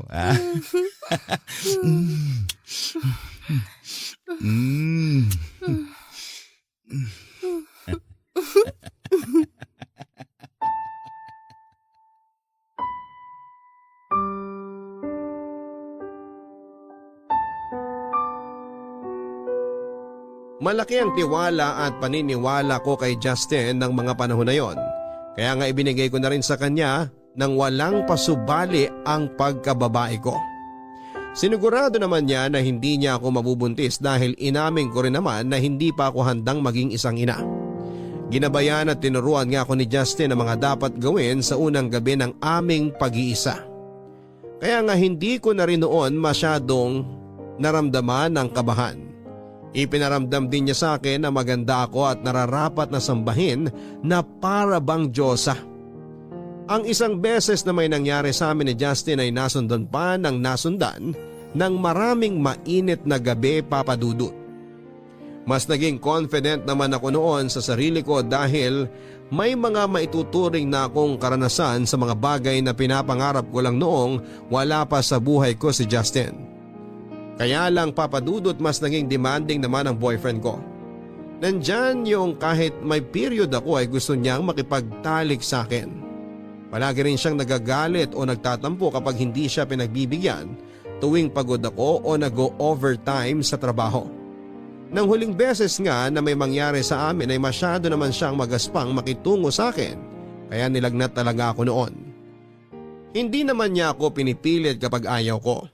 Pero meron siyang paraan para konsensyahin ako, Papa Dudut, na pagbigyan ng pagiging hayok niya.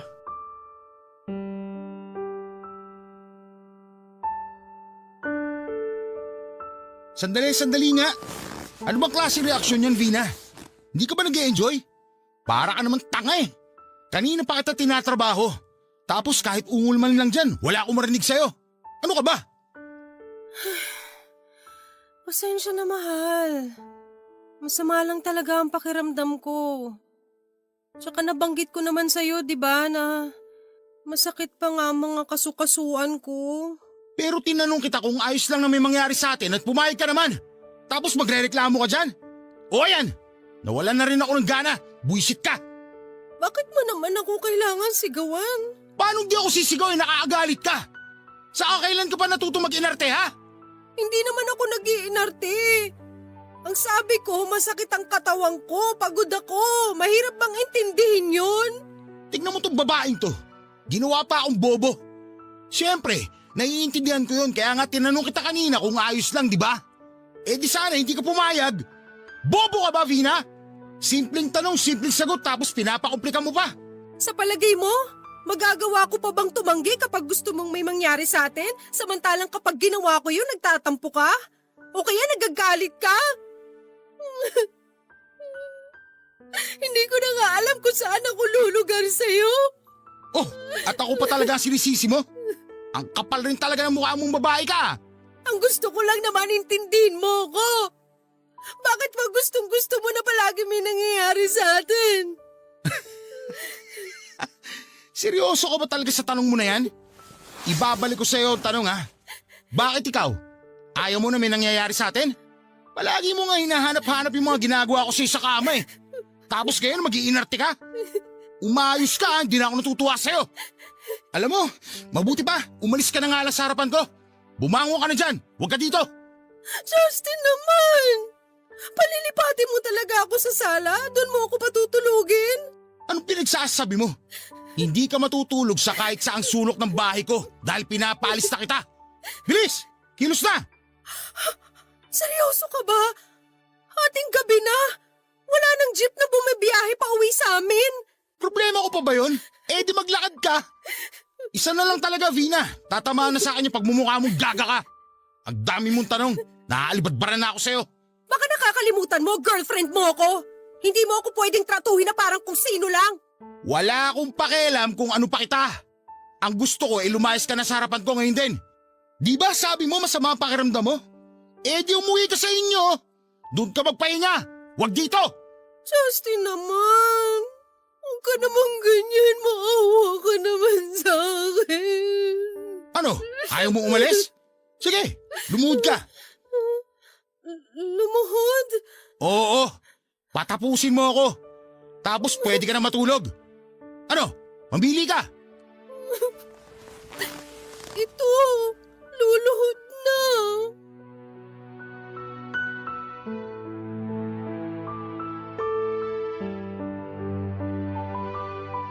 Hindi ko naman sinasadya na madismaya sa akin si Justin ang gabing yon pero wala talaga ako sa mood. Kaya lang, laking pagsisisi ko nang mas pinagtuunan ko pa ng pansin ng nararamdaman ko noon dahil nang sumunod na araw ay hindi na rin ako kinausap pa ng boyfriend ko. Hindi niya rin sinasagot ang tawag at text ko. Hindi rin niya ako kinakausap kapag nagpupunta ako sa pinagtatrabahuhan niya at hindi rin niya tinatanggap ang dala kong pagkain at merienda. Nang mga panahong yon ay napagod na yata akong suyuin si Justin. Kaya naman naisip kong bigyan muna siya ng space. Umasa ako na kahit papaano ay mapag-isip-isip niyang may mali rin naman siya sa mga nangyari. At hindi pwedeng habang buhay na ako na lamang ng ako ang may pagkukulang. Kaya lang nagdaan ang ilang araw at lumipas ang isang linggo. Lalo lamang kaming naging malayo sa isa't isa ni Justin. Doon na nga ako nakaramdam ng matinding takot sa dibdib na baka mauwi sa hiwalayan ang aming tampuhan, Papa Dudut. At dahil sa takot ko na baka isang araw ay makipag-break na lang sa akin si Justin ay sinantabi ko na nga lang ang pagtatampo ko sa kanya. At buong pagpapakumbaba na kinausap siya, Papa Dudut. Nang araw na saktong pareho naming day off ay nag-text akong papunta sa apartment niya. Bago ako dumating doon ay dumaan muna ako sa paborito niyang fast food at umorder ng mga pagkain. Daladala ko rin noon ang mga ireregalo kong bagong polo shirt at pantalon sa kanya na binili ko pa sa mall. Nang makarating na ako sa apartment niya ay naabutan ko lang siyang nanonood ng TV. Nakasimangot pa nga siya matapos niya akong pagbuksan ng pinto at tila masama pa rin ang loob niya sa akin. Kahit na pinasalubungan ko na siya ng mga paborito niyang pagkain at niregaluhan ng bagong damit at pantalon. Pero nagpaka-mature pa rin ako noon at hindi natin nagpapadudot. Masinsinan ko nga ang kinausap si Justin at doon ay tinanong ko siya kung ano pa ba ang dapat kong gawin para lamang magkabati na kami. Doon na nga niya sinabi sa akin ang bagay na gusto niyang mangyari.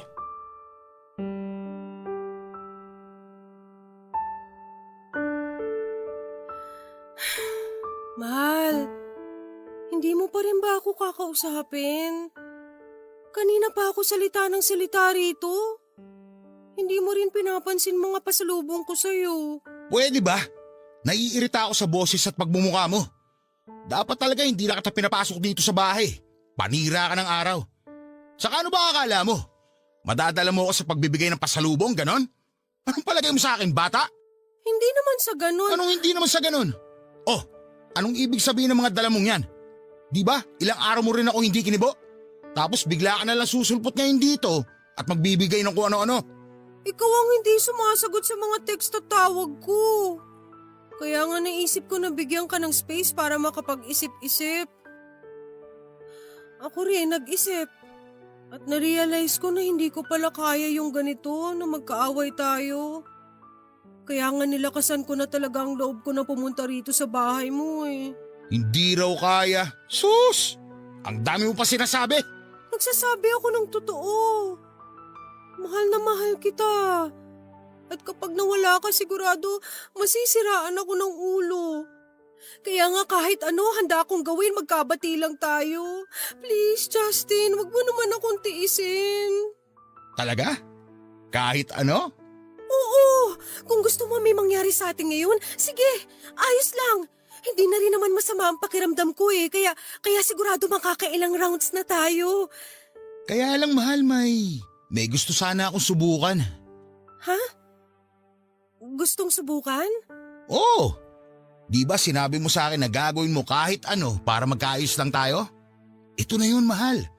Gusto kong gawin mo ang sasabihin ko. Ano ba kasi yun? Parang bigla mo naman akong pinakaba. Magtiwala ka lang sa akin. Alam mo naman na hindi ko magagawang ipahama ka, hindi ba? Oo, kaso sabihin mo na yung gusto mo mangyari para naman matapos na tong kaba ko. Okay, sige. Kilala mo naman yung mga tropa kong sina Brian at Chris, di ba? Bukod sa pagiging mag-best friends naming tatlo, kababata ko rin sila.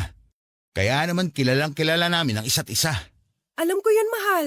Kitang-kita ko naman na sobrang close nyo kapag magkakasama kayo eh. Pero bakit ba sila napasok sa usapan natin? Tapos sabi mo, ayos lang naman sa'yo na may mangyari sa atin dahil okay na ang pakiramdam mo. Vina, mahal. Gusto ko sanang subukan na kasama natin sila. Ha? Ano ka mo? Gusto mo may mangyari sa ating apat? Parang gano'n na nga. Pero sa umpisa, papanoorin ko lang muna kayong tatlo. Nasisiraan ka na ba ng ulo?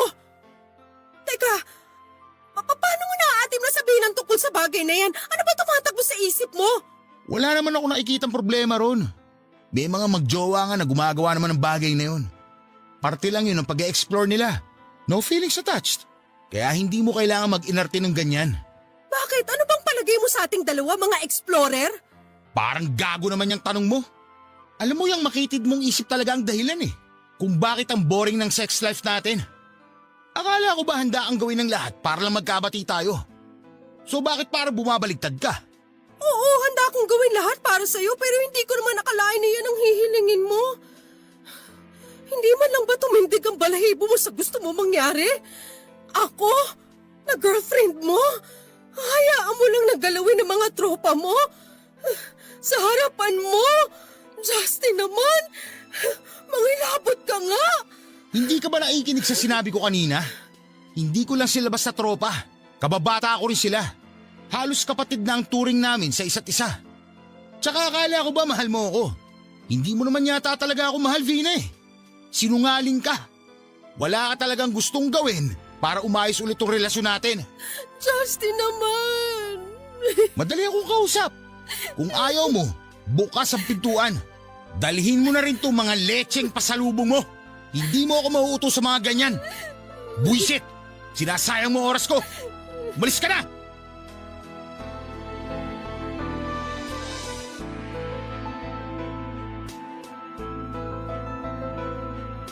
Tawagin niyo na po akong tanga at walang bait sa sarili pero pumayag pa rin po ako noon sa gustong mangyari ni Justin kahit na labag yon sa prinsipyo ko bilang isang babae. Pero ano pong magagawa ko? Nadaig lang naman ako ng takot ko na baka ako hiwalayan ng kauna-unahang lalaki na nakarelasyon ko. Kaya nga kahit nakabado nilunok ko na lamang noon ang kahihiyan ko sa katawan at pinangatawanan ang pakikipagsiping sa mga kaibigan niyang sina Brian at Chris, Papa Dudut. Nang gabi na gagawin na namin ang bagay na yon ay parang gusto ko nang umatras. Kaso ay mas nanaig sa akin ang pag-aalala na baka madismay ako na naman ng boyfriend ko. Saka pinanghawakan ko rin ang pangako niya sa akin na gagabayan niya ako habang ginagawa naming apat ang bagay na yon, katulad ng pag-alalay niya sa akin ng unang beses na may mangyari sa amin. Hindi ko na ilalarawan kung anong klaseng kababuyan ang ginawa sa akin ng mga tropa ni Justin, Papa Dudut. Pero kitang-kita ko naman sa mukha niya na nasisiyahan siya kaya kahit na hindi ko na kaya ay pinilit ko pa rin ang sarili ko na sundin anuman ang inuutos nilang gawin. Pagkatapos nga noon ay naging sweet muli sa akin ang boyfriend ko. Kaya lang ay hindi ko naman akalain na ang pangako niyang isang beses na may mangyayari sa aming apat na mga tropa niya ay nasundan pa ng nasundan. Hanggang sa tuluyan ko na ngang hindi makilala ang sarili ko at kulang na lang ay mawala ako sa katinoan.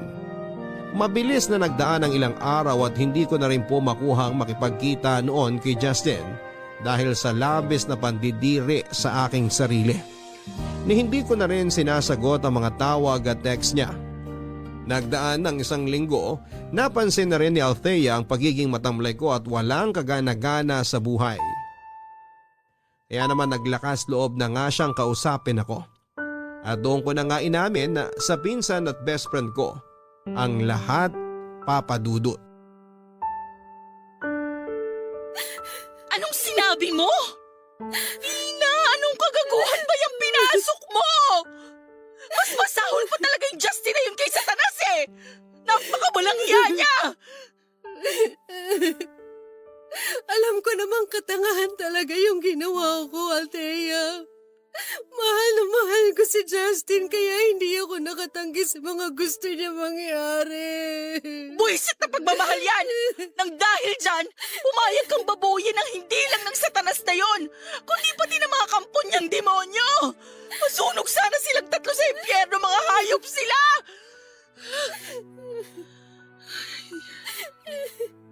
Halika nga rito. Sige lang, yakapin mo lang ako ng mahigpit. Akala ko kasi isang beses lang kaya pumayag ako. Nagtiwala ako kay Justin at kitang-kita ko naman yung sinseridad sa mga mata niya. Sa katunayan, naging maayos na nga ulit kami pagkatapos nun. Kaso hindi pa rin siya nakontento. Nasundan pa ng nasundan ng mga hirit niya. At kahit ayaw ko, pinipilit pa rin niya ako. Pinagbantaan pa nga niya ako na masasaktan daw ako kapag hindi ko siya pinagbigyan ulit. Insan, pakiramdam ko ang dumi-dumi kong babae. Lalo na nung kinukunan ni Justin ng video habang pinababoy ako ng mga tropa niya.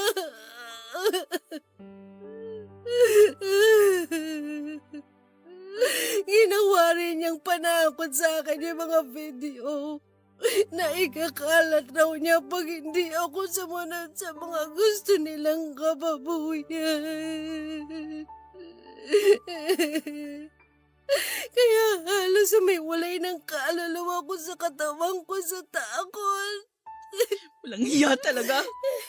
Oo, basta pang tarantadong yun, akala mo walang atraso sa'yo. Tama nga talaga ang hinala ko at ang mga chismis na kumakalat sa paligid tungkol sa Justin na yun. Ilang babae na kaya ang nauto niya ng dahil sa pagiging manyak niya. Naku, nakakagigil talaga, insan. Alam ko naman kung gaano ko katanga dahil hindi ako naniwala at nakinig sa'yo, insan. Kung tutuusin, kasalanan ko rin naman to eh.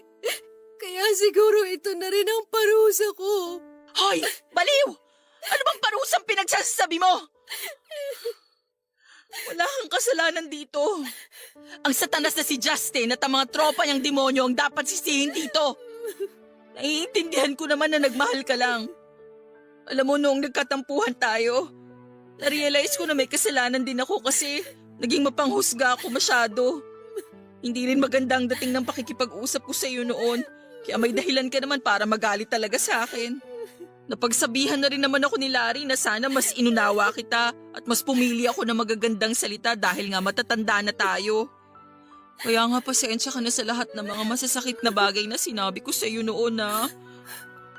Wala na yon, insan. Kahit na hindi kita kinakausap ng mga panahong yon, kinalimutan ko na ang naging alitan natin. Kasi matapos ga ang lahat ng nangyari sa amin ni Justin, naisip ko na tama ka naman pala. Na-concerned ka lang sa akin noon kaya mo nasabi mga bagay na yun. Na minasama akong lahat yun dahil nagpabulag ako sa nararamdaman kong pagmamahal sa maling tao. Naging mapusok ako.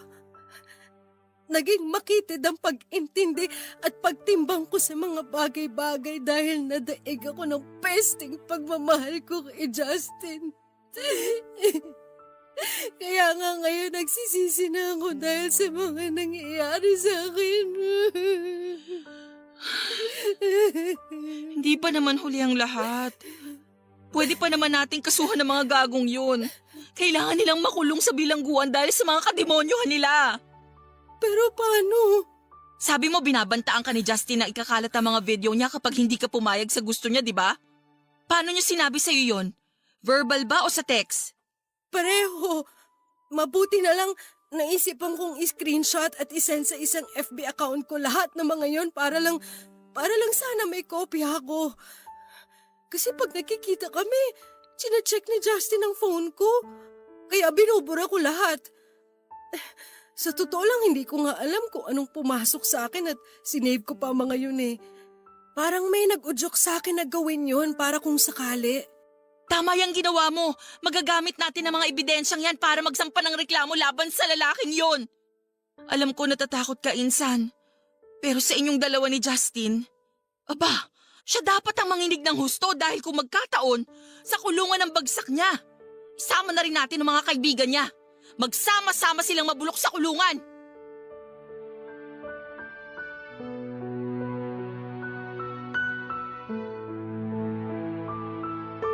Papadudot masakit sa akin na makita ang galit na ekspresyon sa mukha ni Justin matapos nga siya noong arestuhin ng mga pulis nang magsampa kami ng reklamo laban sa kanya at sa mga kaibigan niya.